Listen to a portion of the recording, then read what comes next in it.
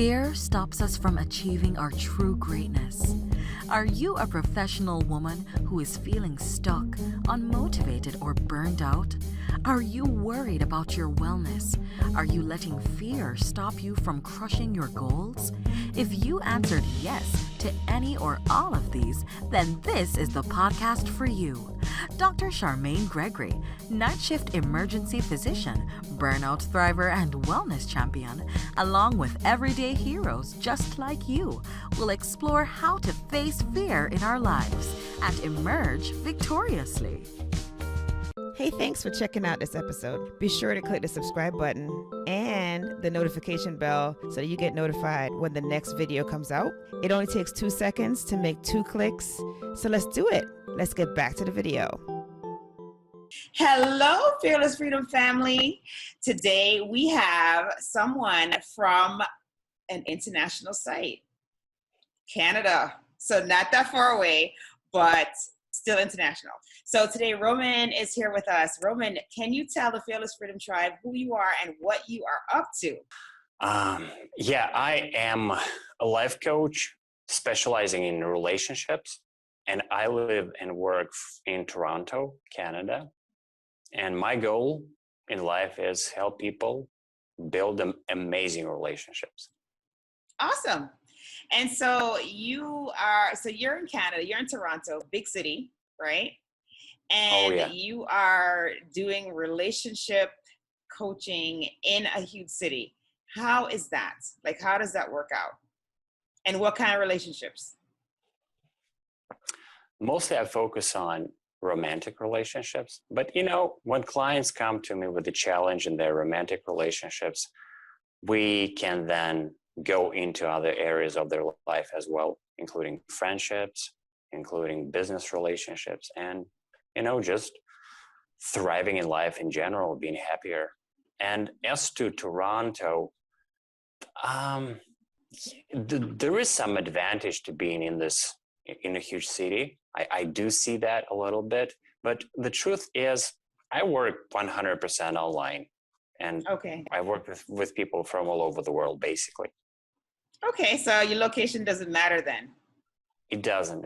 I do meet clients face to face, sometimes here in Toronto, but with a COVID situation and just my focus on working online, it's not a priority.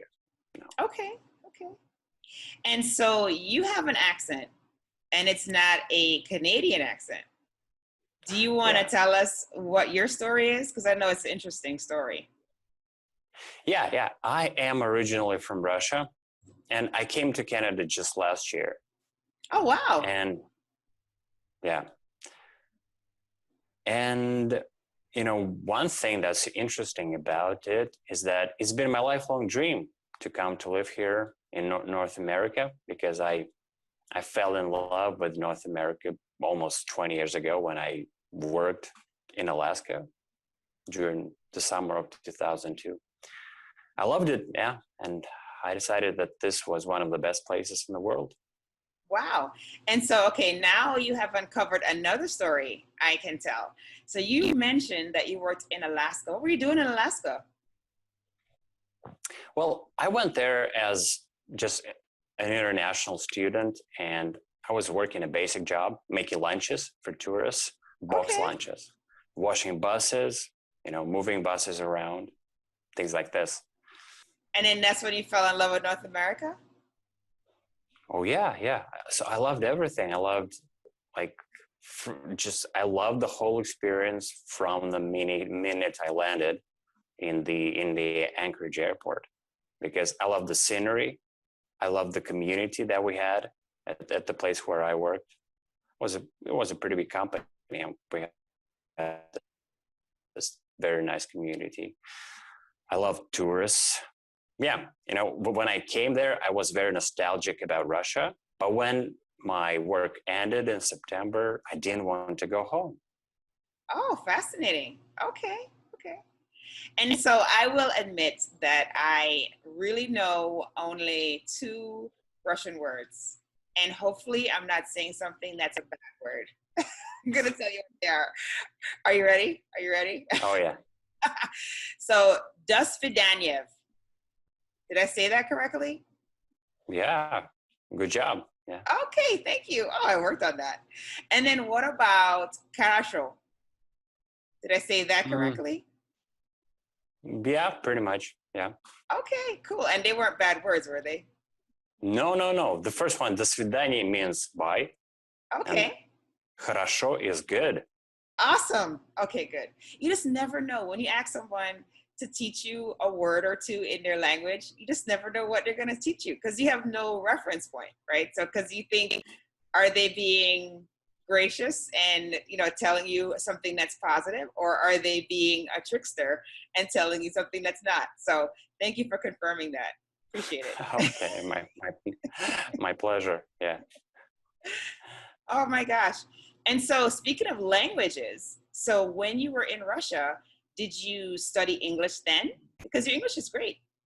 Thank you. I still need to work on it. Yeah, I studied it back in Russia, and I used to be a translator. I was a translator for 14 years, although it's not the same as an interpreter, but I still know a bit of English. Awesome. And then, so now let's talk a little bit about fear, because I know what it's like to make a transition from the country of your birth to a completely foreign place. Because I immigrated from my country to the United States a lot of years ago, probably about 35 years ago. But you made this transition as an adult. Like I did it as a child, I was 10.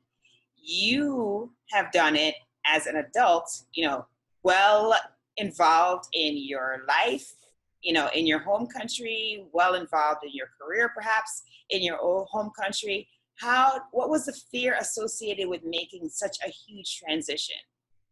Well, the fear was pretty huge because I had to leave that life that I had in Russia really behind me totally. I had to sell everything there. I had to, actually, I even had to change my career because, I was a translator and now I am a coach. So that's quite different. And I had to go to a country with different culture, different standards, people who are very, very different from Russian people. And those were things that made me pretty anxious. But probably what was most difficult is that I had to leave my entire extended family back there in Russia, and I had to face my loneliness. Yeah, I guess that was the biggest challenge in terms of loneliness. So how are you still in contact with them? Like, do you do FaceTime or do you do any kind of, contact with them for that support? Yeah, absolutely. I just before our call, I talked to my son. He's 10, and we had a talk, and we also practiced English with him. I'm helping him with his English. So you left your son behind as well? Oh my gosh. Yeah. That has to be so hard. So hard. That was reason number one for my fears. And I had my divorce 6 years ago, but of course back in Russia, I spent a lot of time with him, and I can't do that. The only time I can spend with him right now is through these online communications. Oh wow, that is huge. Wow. So I am glad, though, it sounds like, that you played such an active role in his life, even though you and his mom are not together anymore, because that's so important, And then it's also very important that you have kept up communications despite the fact that there's a huge distance now between you through the virtual space. And so you've been practicing English with him? Yeah. That's great. That's great. Yeah, and you're right. That's actually my biggest fear, that I'm not close to him all the time, so that I can't, let's say, exert the influence that I should exert on him as a father. Right. That's one of my biggest fears. Wow. And how do you think that you are reconciling that? How are you dealing with that? Well, as a recovering perfectionist, I think that I still have a lot to do. Fair enough. Fair enough. Okay. And so you made the decision despite the fact that you have strong ties that are holding you to Russia. And then you came to big city in Toronto. And then you have to also deal with the whole thing of, okay, I was an interpreter. You said you were an interpreter or translator? Translator. So you were a translator in Russia, and then now you come to a brand new country and you have to completely change what you do for your vocation. How did that transition work for you, and how did you deal with that?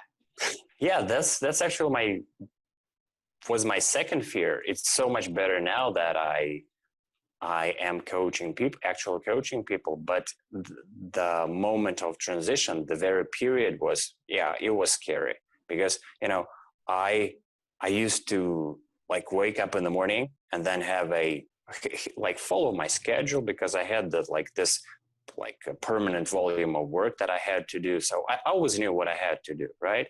But when I transitioned into a new career, I went into completely uncharted waters. So I did not have any specific things to do. So I felt uncomfortable about that. I felt anxious about where I was going, whether it was the right decision. So all these things they really made me anxious. Wow. Yeah, it's such a when you take a step like that, it's a bold step. But it is such one of those things that really makes your heart beat fast because you're like, okay, I'm leaving my home country. I'm leaving my family. I am going and I'm starting from scratch in this new place in something that I previously had everything kind of scheduled for me and I knew exactly what I was doing. And now I have no idea what is going to happen. And so how did you go about getting clients as a coach, and how did you go about that? Well, my first clients came through my online marketing channels such as YouTube. Okay. And my blog. So they saw me talking to them, appealing to them, and they found me relatable for some reason. Wow, that's great. I'm not sure why. I'm not sure why, but they did. That's great. And then they also started referring people to me, referring their friends. Oh, that's fabulous. That is fabulous. That is actually probably the best way in which you want to grow a business like yours, because you want it to be organic. You want it to be, you want it to be referral based, because that's going to be incredible. Because then you're going to get people who are going to, vibe with you the best, and you'll get the best clients that way. So awesome. Congratulations on that. It's fabulous. Yeah, thank you. And so, what advice would you give someone? So you have gotten over some huge hurdles, right? So you've gotten over the hurdle of moving someplace where the language is not your native language. You've gotten over the hurdle of being an adult and changing your life completely, which is not easy. Adults have a really hard time adjusting to new things, new adventures. And so you've done that. And then you got over the hurdle of establishing yourself in a brand new career, a brand new business. What kind of advice would you give somebody as far as how they can deal with fear and how they can get over it, how they can work through it, walk around it, step over it, thrive despite the fear? What advice would you give? My best advice, and I'm speaking from experience here, is what I did is I realized that I was living in my comfort zone back in Russia. I was doing pretty good financially, because it's easier to do that back in Russia compared to, let's say Canada. So I was sort of like upper middle class there. Okay. And I realized that I was like sort of coasting. I did not see any progress in my life. I didn't think I was improving. And I realized that even though I have this fear, what's more important to me is actually getting to a new level. and breaking out of my comfort zone. So even though I had this fear, I knew that I had to proceed despite the fear, and actually to make those positive changes, because that's what it takes. Awesome. And so stepping outside of your comfort zone, no matter how uncomfortable it may be, because that is where the true growth happens. Because you were in a situation where you were comfortable. You were in a good financial situation. You were surrounded by the people that support you and love you. And then you said, you know what, this is not good enough. I just don't want to be good. I want to be excellent. And so you said, I'm stepping out of comfort and I'm doing this next thing. Wow. That's awesome. Right. That is awesome. And so if somebody's listening to this and they're interested in being coached by you, can you share a little bit more about your business and what exactly that you're doing as far as relationship coaching, how people can reach out to you, all of that good stuff? Yeah. So if you want to reach out to me, and I love you too, please go to my website, RomanMironov.com, spelled as RomanMironov. Hit the contact button and we'll sit down with you in a no-fee relationship breakthrough session. In the session, I will listen to you. You'll tell me about your challenges, and we'll figure out ways how I can help you. If you like that, we'll go ahead and start with, usually I recommend buying a coaching package of 6 sessions, 1 session per week. And in our first session after that, if you decide to go with my coaching, we'll start by creating a list of your goals and motivations associated with all of those goals. And then we'll prioritize those goals and work on them one by one. Yeah, that's how it works. Awesome. Awesome. And then I saw where you are an athlete. Is that true? And you know what? I'm looking at your arms there, Roman. And you know what I'm thinking? I'm thinking when I look at your arms. Do you know what I'm thinking? No. Okay. So I'm an emergency doctor. So I look at your arms and I think, wow, you have amazing veins. Oh, yeah. And how does that happen? A lot of times people who are very athletic, they will have defined, musculature on their arms, but they'll also have very prominent vasculature as well. And so I'm looking at that and I can tell that you're an athlete. So do you want to tell us a little bit more about that part of your life? Yeah, sure. I think the main reason you can see my veins now is just because I got so, pretty much ripped. Not even ripped. Well, yeah. I'm actually skinny. I'm very skinny. And yeah, I do work out. I do a lot of things, actually. I work with weights, of course. I do high intensity training. I run as my high intensity training. I do yoga. And I think, I've been thinking that I'm actually overdoing it. Really?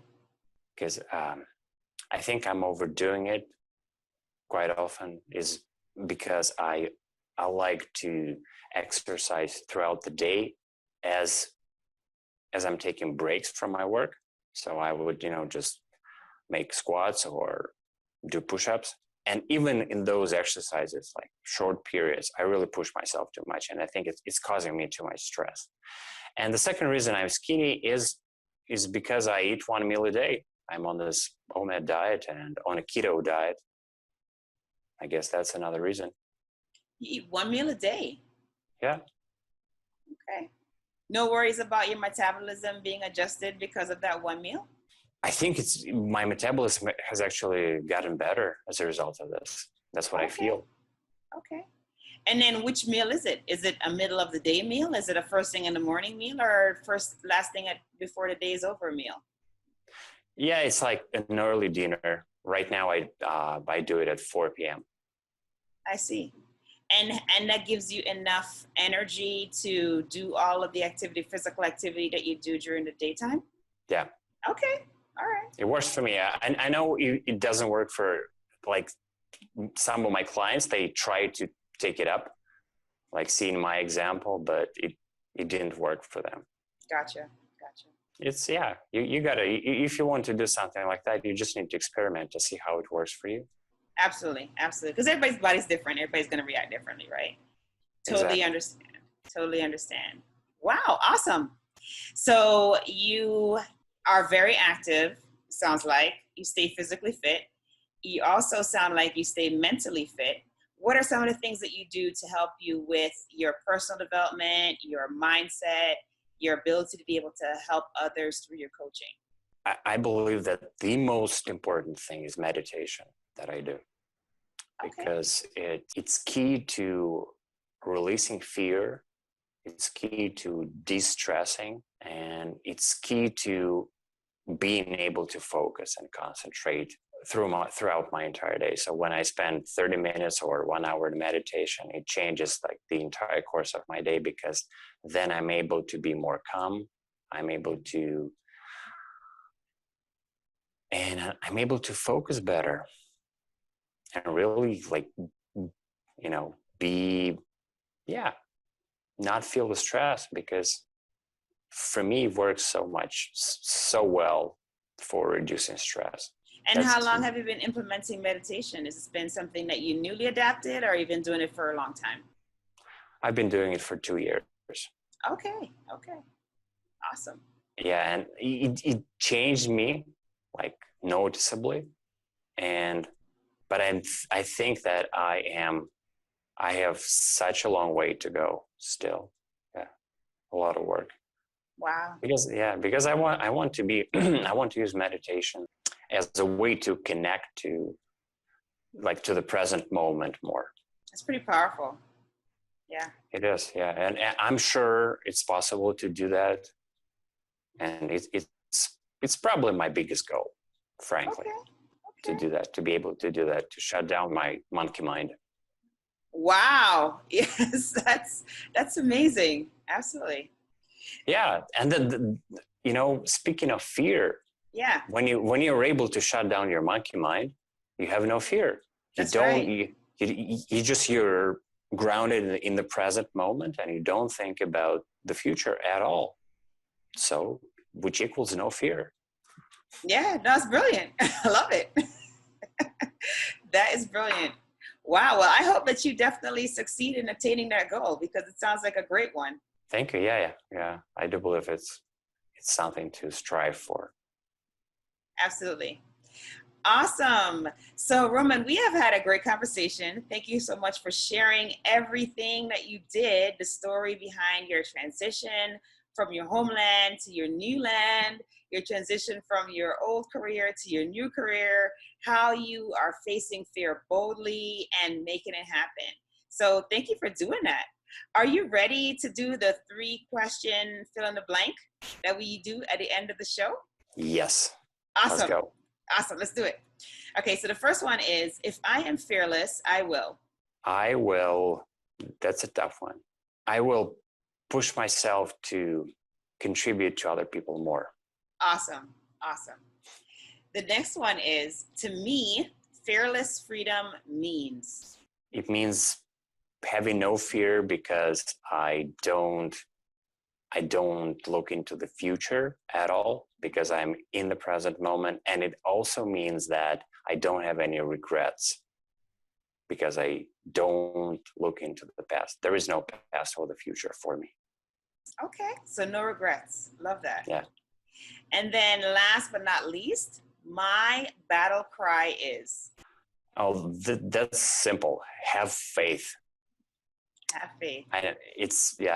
We're struggling. People are struggling in life, and oftentimes we do feel a lot of fear, like I did when I moved from Russia to Canada, but I always had faith that, as I make each small step, the path will emerge.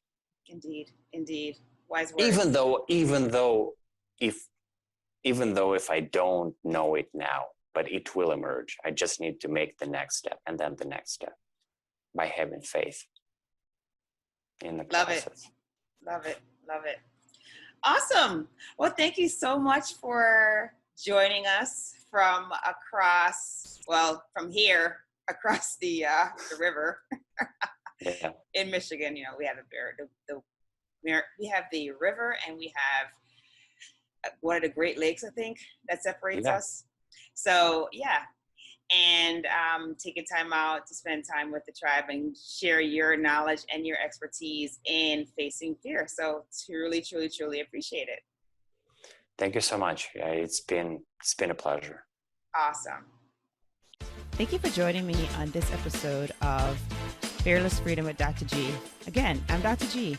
And if you like this episode, be sure to subscribe so that you can get notified of when the next episode is going to be. And also, I'll catch you next time. Have a great one. Be strong, be brave, and unleash your greatness.